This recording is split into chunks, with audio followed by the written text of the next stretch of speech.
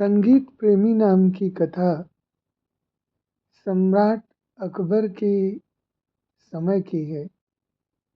अपने समय में कला प्रिय होने के कारण सम्राट अकबर की ख्याति दूर दूर तक फैल गई थी। उनके दरबार में कलाकारों को आदर मिलता था। प्रायः रोज ही दरबार में संगीत का कार्यक्रम चलता, जिसमें दरबारियों के साथ साथ शहर के अन्य लोग भी संगीत सुनने आया करते थे। हंसी खुशी और मस्ती के वातावरण में सबको अपना हुनर दिखाने का अवसर दिया जाता। उस्ताद लोग गजल, कव्वालियाँ, ठुमरी, दादरा से लेकर पक्के राग सुनाते और भक्त लोग गीत भजन गाकर सम्राट को प्रसन्न करते। रसिक और भावुक होने के कारण सम्राट अकबर संगीत का पूरा पूरा आनंद लेते। आंखें मूंद कर कलाकारों के साथ नाच गाना शुरू कर देते और भूल जाते कि वे एक महान सम्राट हैं। उनका मंत्री बीरबल भी उनसे कम रसिक न था। सभा में वह इस बात पर अधिक ध्यान रखता कि सम्राट को किसका संगीत पसंद आ रहा है। बीरबल ही इस सभा का आयोजन करता था। वह चाहता था कि एक से बढ़कर एक अच्छा गायक दरबार में आए, ताकि गाना सुनकर सम्राट प्रसन्न हो। कहीं सम्राट यह न कह दें कि बीरबल मज़ा नहीं आया। बीरबल इस बात की पड़ताल रखता कि सम्राट को कितना मज़ा आ रहा है। यदि प्रसन्न मुद्रा में आंखें बंद कर सम्राट घुटने पर हथेलियों की थाप दे रहे हैं, तो गाने वाला भले ही रात भर गाता रहे, बीरबल उसे कुछ न कहता। किंतु अकबर के माथे पर यदि बल पड़ने लगते तो वह समझ लेता था कि सम्राट बोर हो रहे हैं और उन्हें वह पसंद नहीं है।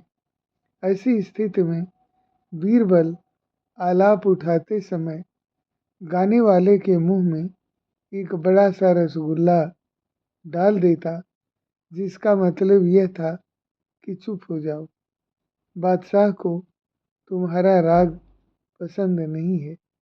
गाने वाला रसगुल्ला चबाते हुए एक तरफ बैठ जाता।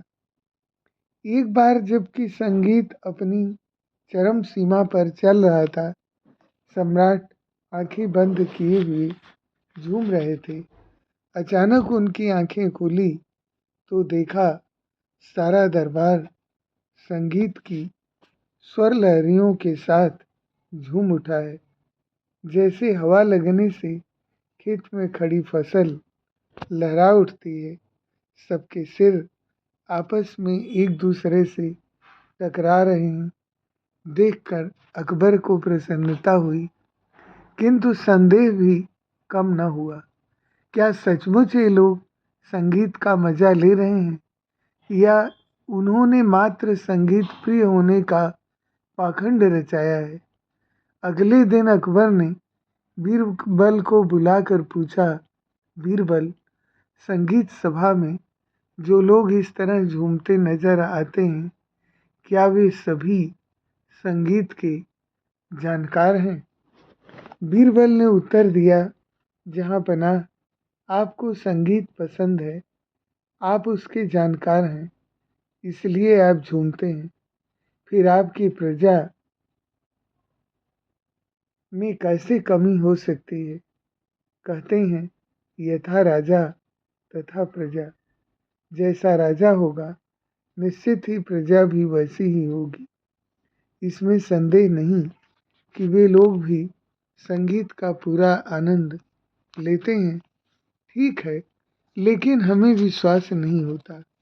इतने सारे लोग सभी जानकार नहीं हो सकते, और जब तक किसी चीज़ की जानकारी नहीं होती, उसमें मज़ा भी नहीं आता। तुम्हें इस बात का पता लगाना होगा कि इनमें से कितने लोग सचमुच जानकारी रखते हैं और कितने संगीत प्रिय होने का पाखंड रचाए हुए हैं। अगले दिन सभा आरंभ हुई। दरबार में चुने हुए गायक कलाकार अपना हुनर दिखाने लगे।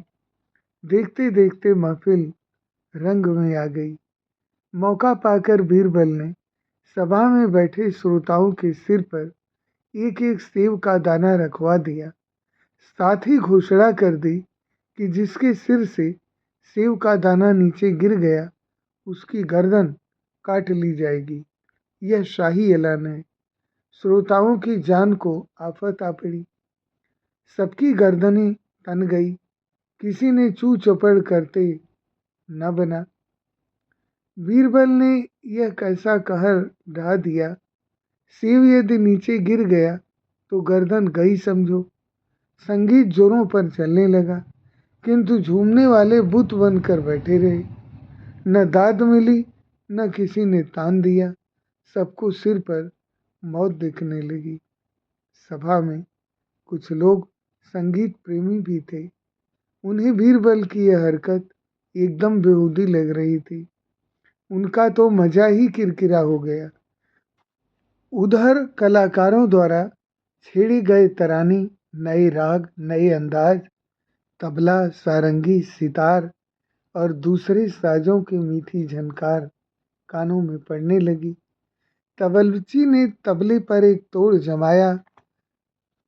तिरकिट धा, तिरकिट धा। सम पर जब आया तो श्रोताओं से रहा न गया। कई गर्दनें एक साथ झटका खा गई। एक साथ कई सेब जमीन पर लुढ़कते दिखाई दिए। उन्हें बिल्कुल याद न रहा कि सिर पर मौत सवार है। जिन्हें याद था, मजे में आकर वे भी अपने को रोक न सके। न सम्राट की परवाह की, न अपनी गर्दन के जाने का डर रहा। जो होगा सो देखा जाएगा। सभा में खलबली मच गई। अब क्या होगा? इतने लोगों को मौत के घाट उतार दिया जाएगा। उनकी गर्दनें काट ली जाएंगी। सभा चलती रही। सुबह होते ही बादशाह ने बीरबल से कहा, बीरबल, जिन लोगों ने हमारे ऐलान पर गौर नहीं फरमाया और जिनके सिरों से सेब गिर पड़े हैं, उन्हें हाजिर किया जाए। भरी सभा में उन चंद लोगों को बादशाह के सामने पेश किया गया। दरबारियों में दहशत छा गई। उनमें कुछ दरबारी भी थे, मंत्री थे, कुछ शहर के रईस और कुछ गरीब लोग भी शामिल थे। आज इन सब की गर्दन उड़ा दी जाएगी।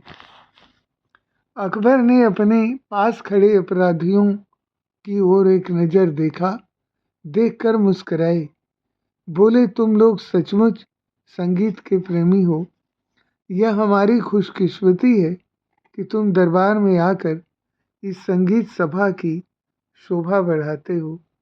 अब तुम रोज ही सभा में आया करोगे, यही तुम्हारी सजा है। सम्राट ने बीरबल को हुक्म दिया कि इन लोगों के लिए सभा में बैठने का विशेष प्रबंध किया जाए और दूसरों को यहाँ आने की मनाही कर दिया जाए। यदि कोई आना ही चाहता है तो आकर चुपचाप बैठा रहे।